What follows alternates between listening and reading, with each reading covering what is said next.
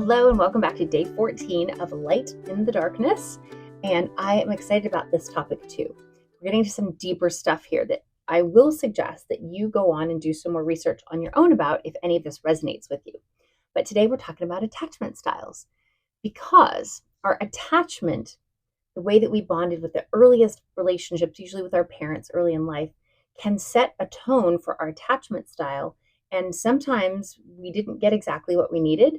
So there's different ways that we attach, and then different traumas in some of the relationships that we've had even since then. You could start out securely attached, but have a really difficult relationship, and your attachment style can actually become less healthy. So I'm going to give you a little overview of what they are and then see where you fall in. Because what our reflection question is for the day is, what attachment style do I show? And what healing might that indicate that I would benefit from? So the four basic attachment styles are securely attached, anxiously attached, avoidantly attached, or disorganized, which is anxious avoidant, which is a little bit of both.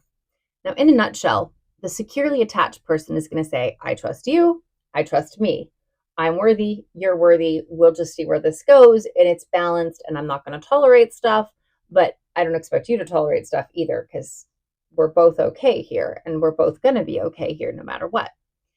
The anxious attached person is constantly fighting fear of abandonment.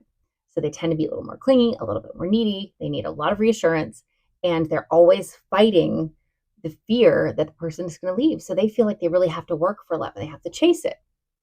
Now, the avoidant attached person is literally the exact opposite.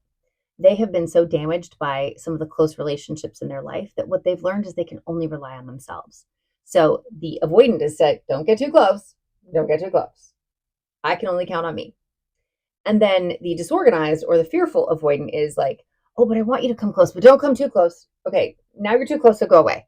But pull me back. And then like that's super confusing. And if you've been in a relationship with someone like that, it's very confusing because you can't win either way. But that is a sign that they need some healing because they've had relational trauma where they were both probably left and not able to leave somebody who was kind of damaging to them. So I have a huge amount of compassion for people that have one of the less healthy, so the avoidant, anxious, or the disorganized attachment styles. None of those are secure. And what we want to do is to establish what we can do to heal ourselves so that we can become more securely attached.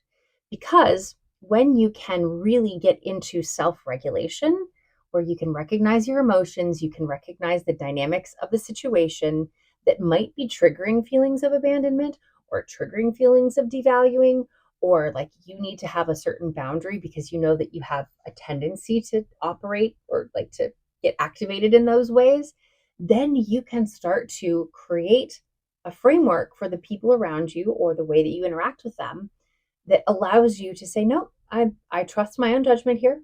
Nobody's abandoning me. I feel myself getting a little bit activated or triggered or feeling fearful or feeling smothered, whatever it happens to be. And I'm going to identify it and keep myself in a regulated state. That self-regulation is priceless for your healing going forward. So the affirmation that I want to leave you with today is that I am worthy of secure love and I am becoming someone who can receive and return it. So that is my prayer for you today. And we can talk much more about that, especially if you have specific issues. Reach out to me. I would be happy to help. And I will see you again tomorrow.